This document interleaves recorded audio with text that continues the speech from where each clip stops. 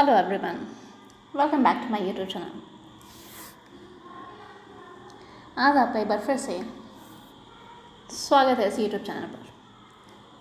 हम वुड के बारे में पढ़ रहे हैं इस समय। हमने पिछले वीडियो में वुड के बारे में पढ़ा और कुछ थोड़ा सा जो बचा है हम उसे इस वीडियो में पढ़ेंगे। तो हमने क्या क्या पढ़ा एक बार फिर से देख लेते हैं। वुड के बारे में हमने क्या पढ़ा।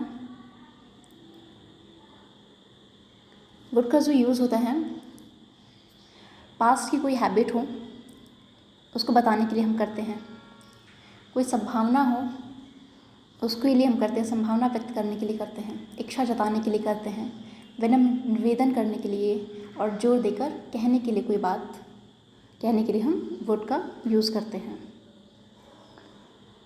तो हमने पास्ट हैबिट देखा कल।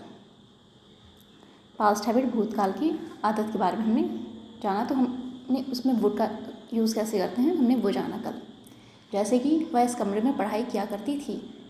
सी would study with us in this room.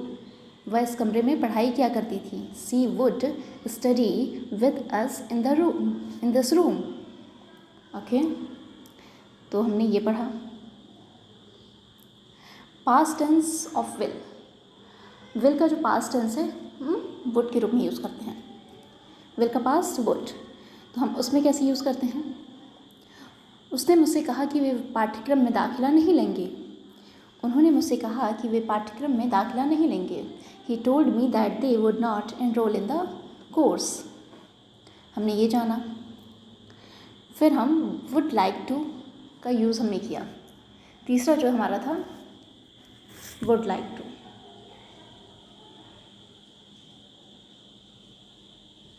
तीसरा जो हमारा था वुड लाइक टू। हमने क्या क्या जाना। हमने क्या क्या जाना। पास्ट हैबिट जाना। सेकंड हमने क्या जाना, विल का पास्ट फॉर्म वुड जाना। देन हमने क्या जाना, वुड लाइक टू के रूप में हम वुड का यूज़ कैसे करते हैं ये हमने जाना। तीसरा था, चौथा, अच्छा तीसरा हम जरा देख लेते हैं हमने क्या पढ़ा। क्या आप इस कार को चलाना, क्या आप इस कार को चलाना चाहेंगे। Would you like to drive this car. जाना कल। और फिर हमने क्या जाना, हमने यहीं तक कल जाना। अब हमें आगे चलना है। आज हमें क्या जानना है, प्रेफरेंस।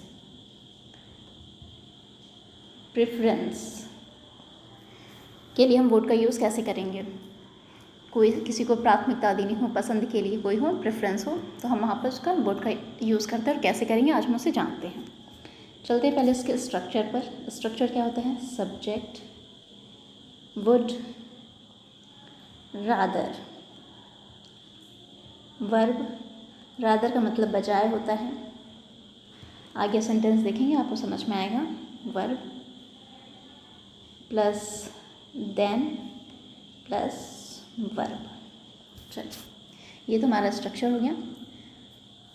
हम एग्जाम्पल के थ्रू इसको समझने की कोशिश करते हैं, जल्दी समझ में आएगा, इजी भी होगा।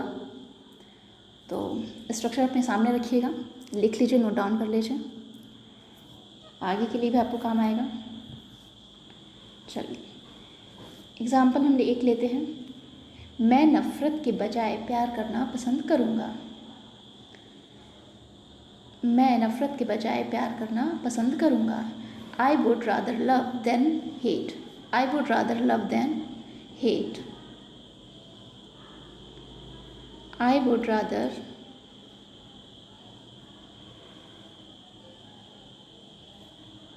would rather love than hate। वह पढ़ाई छोड़ने के आपके कोई डाउट है तो आप उससे कमेंट कर सकते हैं, पूछ सकते हैं उसमें। चलिए हम नेक्स्ट पे चलते हैं। नेक्स्ट वुड का कहाँ हम यूज़ करते हैं? प्रोबेबिलिटी के लिए। प्रोबेबिलिटी के लिए हम उसका यूज़ करते हैं, मतलब संभावना, कोई चीज़ हो, संभावना किसी चीज़ के लिए लग रही हो तो हम वहाँ पे वुड का यूज़ करते हैं। तो स्ट्रक्चर पे चलते हैं। Subject would be plus noun object, जो भी हो, वह शायद एक अच्छा डॉक्टर होगा। वह शायद एक अच्छा डॉक्टर होगा। He would be a good doctor. जैसे अपने दोस्त से बात कर रहे हो, अपने किसी दोस्त के लिए, शायद वह एक अच्छा डॉक्टर होगा, या फिर अपने दोस्त के लिए शायद तुम एक अच्छे डॉक्टर होगे। You would be a doctor, you would be a good doctor. तुम शायद एक अच्छे डॉक्टर होगे। He would be a, you would be a doctor. वह शायद एक अच्छा डॉक्टर होगा। He would be a doctor. वह शायद उसकी माँ होगी। She would be her mother. वे शायद बगीचे में होंगे। They would be in the garden. हम शायद असमंजस में होंगे। We would B confused. वह शायद एक अच्छी गायक होगी। She would be a good singer. वह शायद एक अच्छी गायक होगी। She would be a good singer. वहाँ शायद खतरा होगा। वहाँ शायद खतरा होगा। He would be in danger. He would be in danger. लड़के शायद मैच खेल रहे होंगे। लड़के शायद मैच खेल रहे होंगे। The boy would be playing the match. The boy would be playing the match. यह सिपाही शायद 40 वर्ष का होगा। यह सिपाही शायद 40 वर्ष का होगा। This policeman would be 40. This policeman would be 40. हो गया? आई होप आपको बहुत अच्छे समझ में आ रहा होगा। आपने बहुत सारे एग्जाम्पल्स देखे इसके, संभावना के लिए, प्रोबेबिलिटी के लिए। अब हम नेक्स्ट पे चलते हैं। नेक्स्ट हम कहाँ यूज़ करते हैं? विश, इच्छा। इच्छा के लिए भी हम विश का यूज़ करते हैं। वुड का प्रयोग विश को व्यक्त करने के लिए भी हम कर सकते हैं। एग्जाम्पल पे चलते हैं। काश वह यहाँ मेरे साथ होते। काश वह यहाँ मेरे साथ होते। I wish that he were here with me. I wish that he were here with me. काश मैं एक प्रबंधक होता। काश मैं एक प्रबंधक होता। I wish that I were a manager. जैसे हम कभी कभी कहते थे ना, शायद मैं प्रधानमंत्री होता, शायद मैं ये होता, मैं डॉक्टर होता, तो हम कह देते हैं। इसी तरीके से हम वहाँ पे विश का यूज़ करेंगे। I wish that I were a manager. Would that he were here with me. Would that I were a manager. काश मैं प्रबंधक होता। Would that I were a manager. और wish के रूप में हम करेंगे तो I wish that I were a manager. काश वह मेरी पत्नी होती। Would that she were my wife. Would that she were my wife. Okay, तो ये रहा हमारा विश का सेंटेंस, और हमने इसको जाना।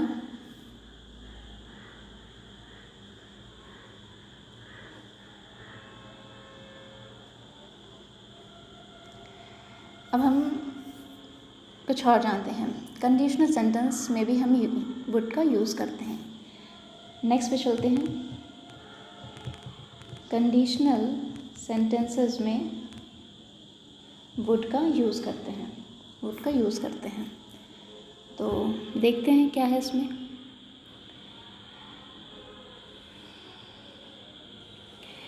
ऐसे सेंटेंस होते हैं जो पूरी नहीं होंगी, उसमें कुछ ऐसी शर्त होती है जो पूरी नहीं होंगी।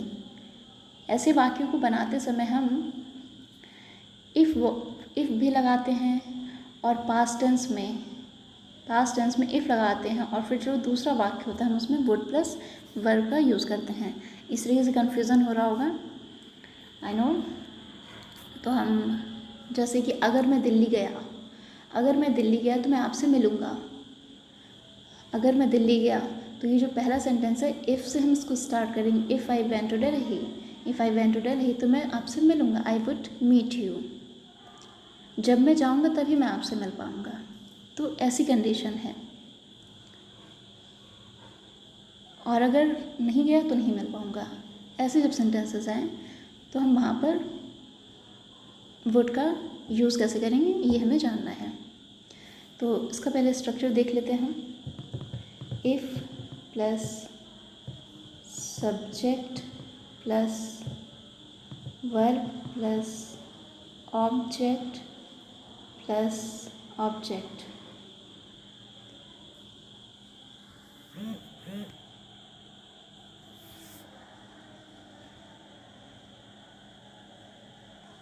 चलिए, अगर मैं दिल्ली गया तो मैं आपसे मिलूँगा।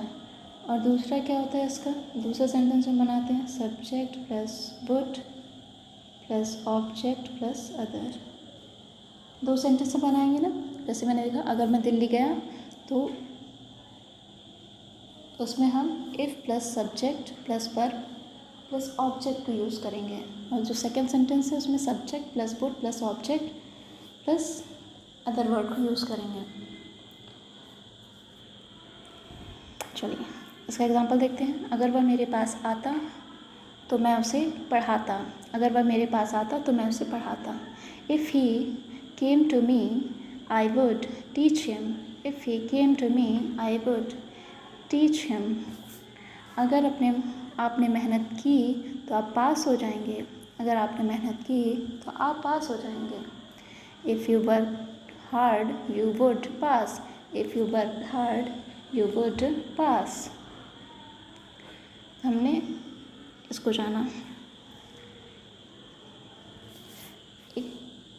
नेक्स्ट पे चलते हैं। थर्ड कंडीशनल सेंटेंस होते हैं। इसमें जो होता है असंभव शर्त पाई जाती है, इसमें इम्पॉसिबल कंडीशंस होती हैं। इनको हम देख लेते पहले। यदि वह बस से गया होता तो जल्दी पहुंच जाता। यदि वह बस से गया होता तो जल्दी पहुंच जाता, मतलब बात हो चुकी है, बीत चुकी है, लेकिन हम होता है ना कि जो पास में बीत चुका होता है हम उसके बारे में चर्चा ज़्यादा करते हैं। तो उस तरह के सेंटेंस के लिए हम वुड का कैसे यूज़ करते हैं वो हम जान रहे हैं। यदि वह बस से गया होता तो जल्दी पहुँच जाता। कोई आपका दोस्त लेट हो गया है तो आप उसे कहते हैं कि यदि तुम बस से आए होते तो जल्दी पहुंच जाते। तो ऐसे ही इस तरीके की बात है। तो हमने कैसे करेंगे use. He had gone by bus he would have reached early. He had gone by bus he would have reached early. यदि राजा अपनी सेना के साथ जाता तो उसे कोई नहीं हरा पाता।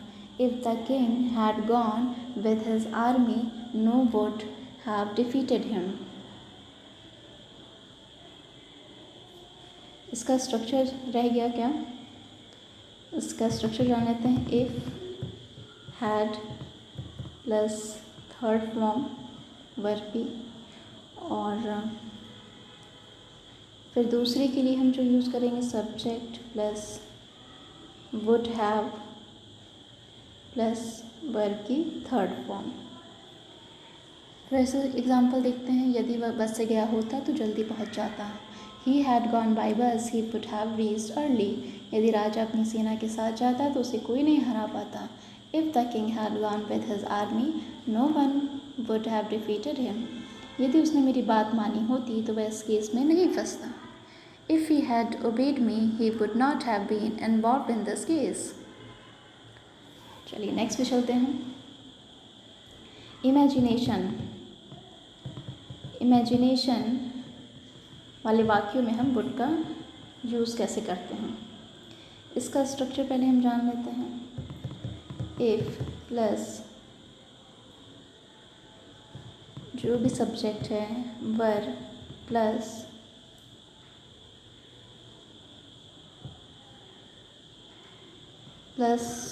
Would plus verb plus object.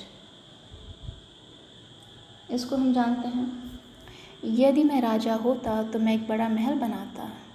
यदि मैं प्रधानमंत्री होता तो मैं भ्रष्टाचार कम करता। कुछ ऐसे सेंटेंस है ये, मिला जुला, आप काफ़ी रिलेट कर पा रहे होंगे। यदि मैं राजा होता तो मैं एक बड़ा महल बनाता। If I were the king I would build a palace. If I were the king I would build a palace.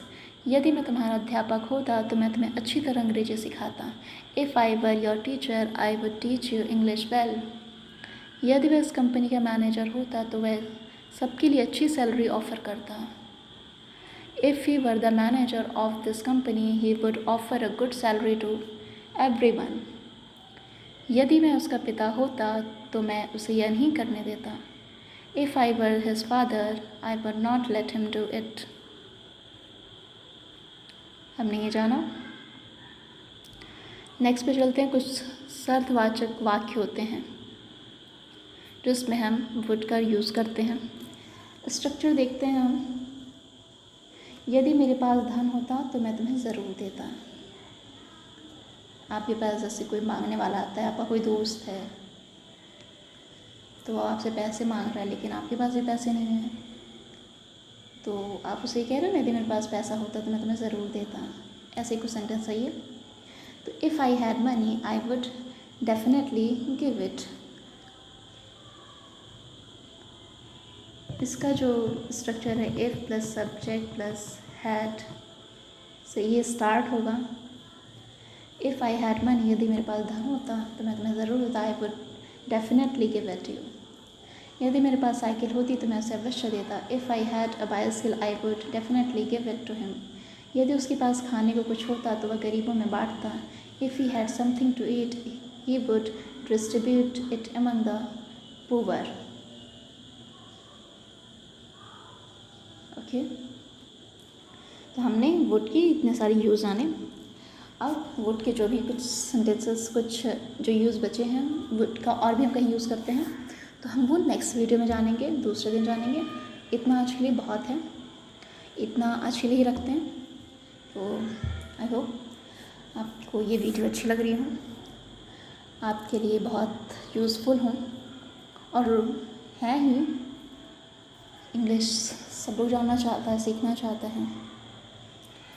तो आज के लिए इतना ही रखते हैं। Thank you so much. Video को लाइक करिए, शेयर करिए, सब्सक्राइब करिए, चैनल को सब्सक्राइब करिए।